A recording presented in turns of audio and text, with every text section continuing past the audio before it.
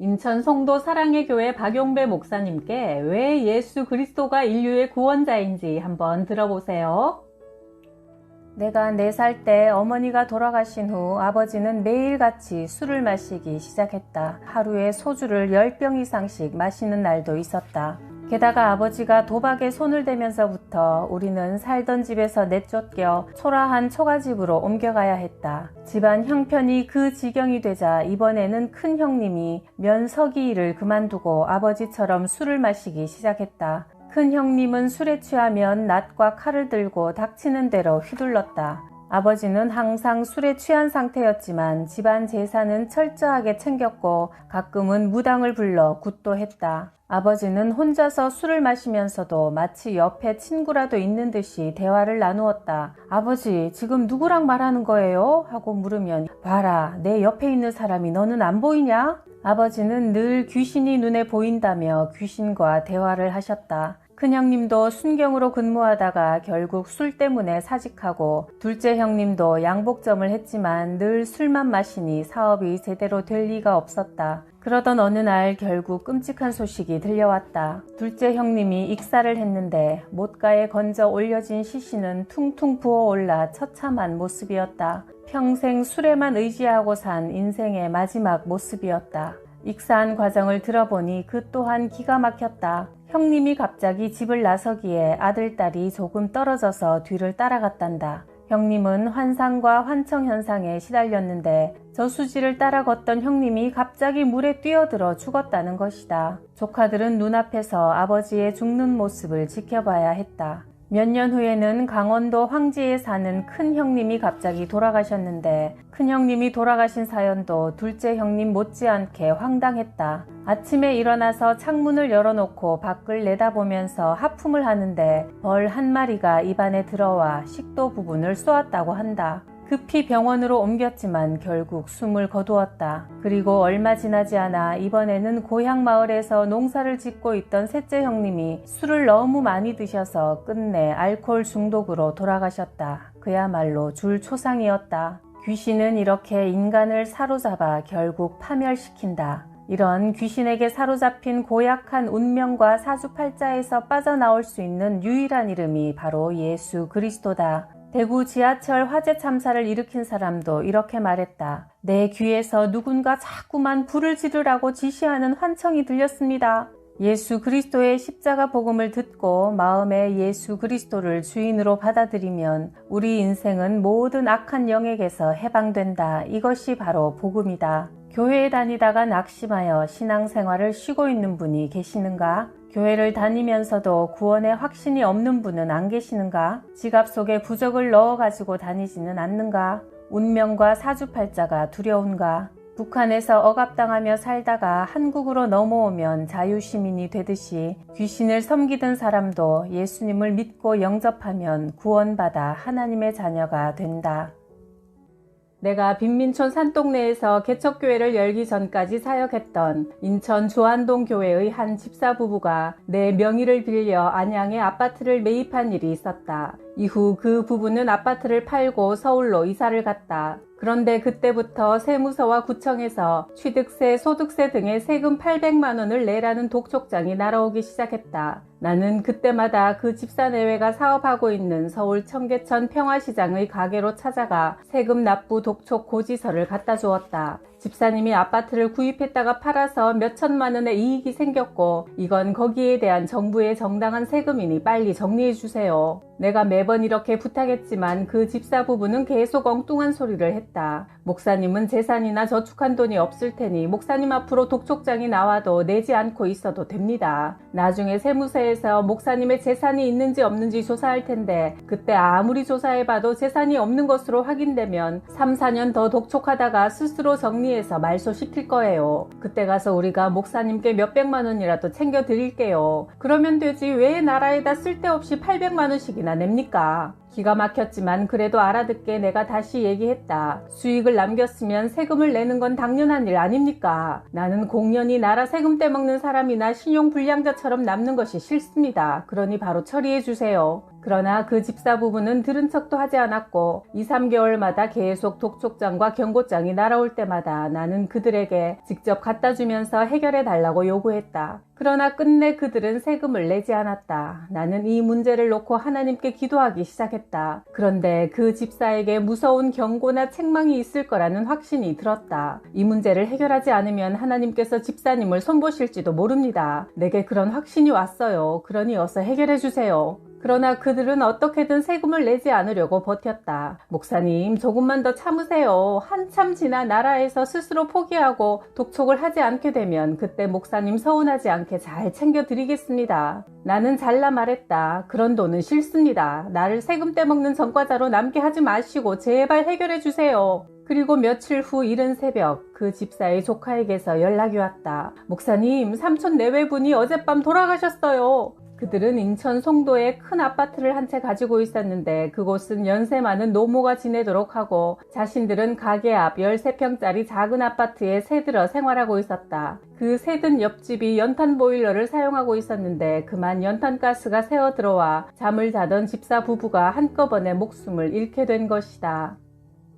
몇 년 전 경기도 안산에서 길가에 차를 대려고 하는데 스님 한 분이 택시를 타려고 차도에 서 있는 게 보였다. 나는 차를 세우며 스님, 제가 모셔다 드리겠습니다. 타십시오. 정중하게 말했더니 차에 타셨다. 스님은 충청도 어느 사찰의 주지 스님인데 7분 정도 거리를 모셔다 드리면서 나는 스님의 명함을 한 장 받았고 일주일 후 나는 그 스님이 계시는 사찰을 찾아갔고 차를 마시며 5시간가량 대화를 나누었다. 그제야 나는 내가 목사라고 밝히고 깊은 대화를 나누게 되었다. 대화하는 중에 스님은 종종 법당에서 밤새워가며 목탁을 두드리면서 통곡한다고 하였다. 어쩌다가 내 팔자가 이렇게 목탁이나 치다가 죽어야 되는지 너무너무 속상하고 기가 막혀서 눈물이 납니다. 내가 전생에 무슨 죄를 지어서 이렇게 중이 되어 한평생 사람 사는 즐거움도 모르고 살아야 하는지 생각할수록 억장이 무너집니다.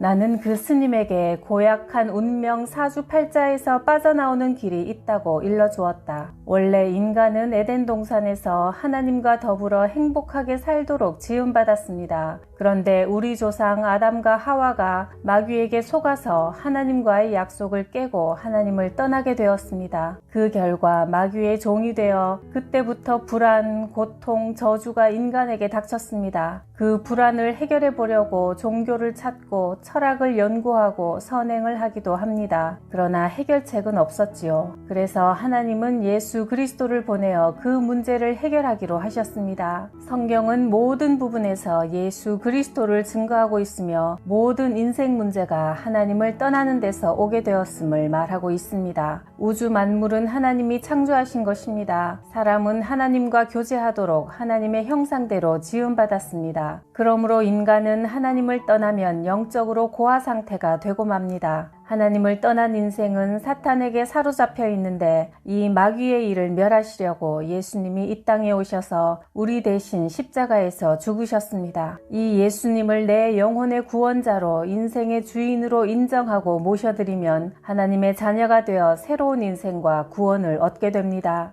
내 말에 그 스님은 결국 복음을 받아들였다. 지금은 신학교 3학년에 재학 중이며 전도사로 사역하고 있다. 또 어느 날은 한의원에 들렀다가 위층이 절이라 올라가서 스님을 배웠다. 내가 목사라고 밝히자 아이고 목사님께서 절간에 웬일이십니까? 하며 반갑게 맞아주었다. 교회에서 재정부장을 맡았던 집사였는데 어떤 일로 시험에 들어 교회를 떠나 스님이 되었다고 한다. 스님은 교회를 다녔을 뿐이지 예수님을 만나 구원받은 것은 아닙니다 하며 다시 복음을 전했다. 그 스님도 내 말을 들으니 믿음이 생긴다며 결국 예수 그리스도를 주인으로 영접했다. 그 스님의 어머니는 권사, 동생은 장로, 매형은 목사로 그 스님 역시 절을 정리하고 신학을 공부하여 목사가 되었다. 스님이든 무당이든 하나님께 나오기만 하면 새로운 길이 열린다. 빛이 들어오면 어두움이 사라지듯이 주 예수 그리스도를 마음에 영접하여 기도하면 귀신들은 떠나간다.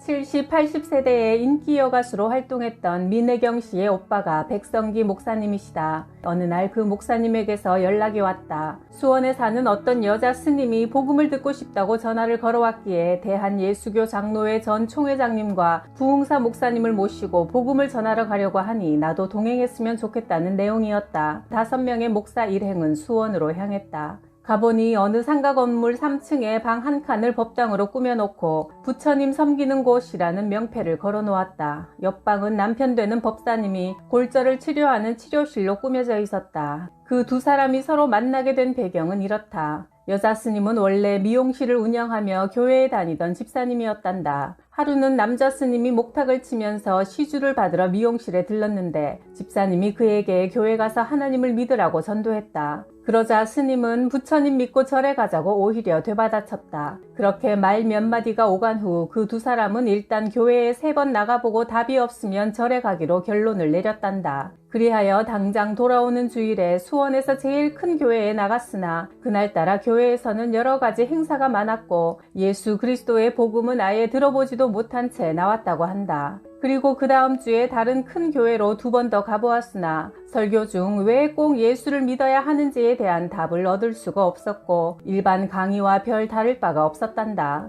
결국 그 여자 집사는 남자 스님을 따라 절간에 가서 머리를 깎고 비구니가 되었다는 기가 막힌 사연이었다. 저토록 갈급한 영혼들이 예수님을 구주로 영접하고 꼭 구원받기를 간절히 바랐다. 선배 목사님들은 그저 여자 스님에게 피부가 깨끗하다, 눈동자가 맑다, 예수 믿고 교회 나오면 복받는다와 같은 말만 되풀이할 뿐이었다. 하는 수 없이 내가 나서서 말을 꺼냈다. 저렇게 갈급하게 예비된 사람들에게 정확한 복음으로 해답을 주지 않고 그냥 인간적인 이야기만 나누다 가면 주님께서 싫어하실 겁니다. 하나님을 떠난 인간은 하나님이 아닌 우상에게 매달리게 된다. 귀신에게 붙잡힌 사람은 술, 담배, 마약, 약물 등으로 자기 몸을 상하게 하고 나는 안 돼, 실패자야, 죽어야 해라는 부정적인 생각으로 자기 자신을 해치는 것이다. 이런 문제를 해결해 주시기 위해 하나님은 예수 그리스도를 이 땅에 보내셨다. 그분은 원죄가 없어야 하므로 하나님의 영이신 성령으로 잉태되어 처녀의 몸을 통해 이 땅에 오셨고 인류의 모든 죄를 대신 짊어지고 죽으셨다가 사흘 만에 부활하셨다. 이것이 구약시대 때부터 예언되었다가 마침내 성취되었다. 교회에 수십 년을 다니고 직분까지 맡았어도 구원의 확신이 없는 사람들이 너무나 많다. 교회에 다닌다고 구원받는 것이 아니라 예수 그리스도를 나의 구원자로 믿어야 구원받는다. 예수란 이름의 뜻은 마태복음 1장 21절에 나오듯이 하나님께서 구원하신다라는 의미다. 그리스도는 이름이 아니라 직분이다. 그리스도는 히브리어로 메시아, 기름 부음 받은 자라는 뜻이다. 구약시대 이스라엘에서는 3종류의 취임식에서 머리에 올리브 기름을 부었다. 첫째, 예언자를 세울 때 머리에 기름을 부었다. 예언자는 하나님이 들려주시는 음성을 받아 백성들에게 전달하는 일을 수행했다. 요한복음 14장 6절에 보면 예수님께서 내가 길이요 진리요 생명이니 나를 통하지 않고는 아버지께로 올 자가 없다고 하셨다. 예수님은 하나님을 떠난 인간이 하나님을 만나는 길이 되신 참 예언자시다. 둘째, 제사장을 세울 때도 머리에 기름을 부었다. 죄란 하나님께서 하라는 것을 하지 않고 하지 말라는 것을 하는 것이다. 죄를 지으면 그 대가로 죽음의 저주가 임하는데 구약시대 이 문제를 해결하기 위해 제사장이 성전에서 죄 지은 사람 대신 양을 죽여 태웠다. 예수님은 하나님의 어린 양으로 자기 몸을 들여 십자가에서 죽으심으로 인간의 죄 문제를 단번에 영원히 그리고 완전히 해결해 주신 참 제사장이시다. 셋째, 구약시대 왕이 취임할 때 머리에 기름을 부었다. 요한일서 3장 8절에 하나님의 아들이 나타나신 것은 마귀의 일을 멸하기 위해서라고 했다. 예수님은 이 땅에 거짓 왕노릇하던 마귀의 권세를 완전히 꺾으신 참된 왕이시다.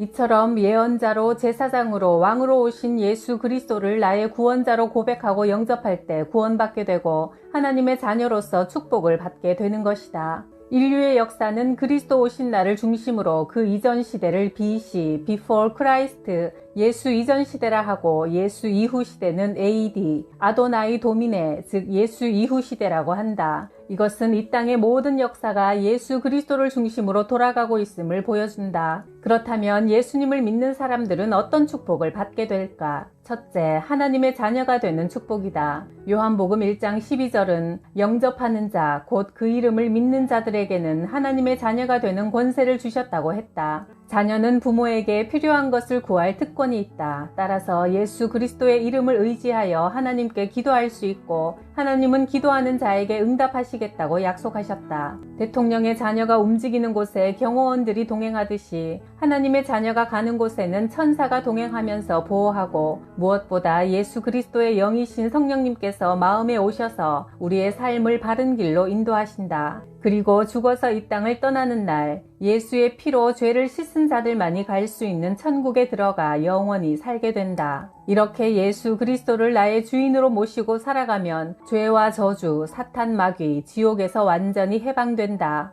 나는 그 스님 부부에게 이렇게 복음을 전했고 그들은 무릎을 꿇고 예수를 그리스도로 영접했다. 그 후 그들은 법당을 걷어내고 여자 스님은 신학교에 들어가 복음 전도자로 새로운 삶을 살게 되었다.